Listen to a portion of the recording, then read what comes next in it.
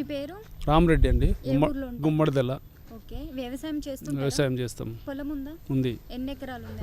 2 ఎకరాల చిల్లర ఉంది నా పేరు మీద. ఓకే, రైతు భరోసా పడిందా మరి? పడింది, మొన్న పడింది. ఎంత పడింది అంటారు? 13,000 చిల్లర పడ్డది. ఓకే, ఎకరం 6,000 కాడికి వేస్తారు కదా, ఇప్పుడు 13,000 చిల్లర పడ్డది. ఓకే, మరి సీజన్ కి ముందే వేసారు. ఎలా అనిపిస్తుంది మీకు? మంచిగా ఉంది, ఇప్పుడు ప్రభుత్వం బాగుంది.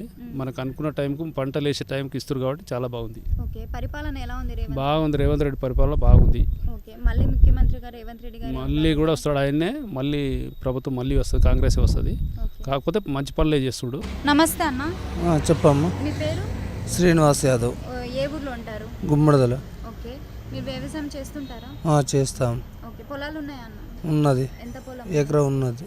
రైతు భరోసా పడిందా మరి? పడ్డది, ఎంత పడ్డది? 6,000 పడ్డది. ఓకే, మరి సీజన్ ముందే రైతు భరోసా అనేది పడ్డది, ఎలా అనిపిస్తుంది మీకు? మాకు భారీ సంతోషంలా ఉంది. ఎక్కడ అందని టైంలో డబ్బులు పడ్డాయి, మాకు మరీ మంచిగా ఉంది.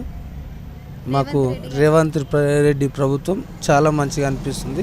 ఇలాగే ఏ ప్రభుత్వం వచ్చినా ఇలాగే అందరిని కనుక్కొని పనిచేయడం చాలా మంచిది. ఓకే, పరిపాలన ఎలా ఉంది అంటారు మరి? చాలా బాగుంది. ఒకవేళ మళ్ళీ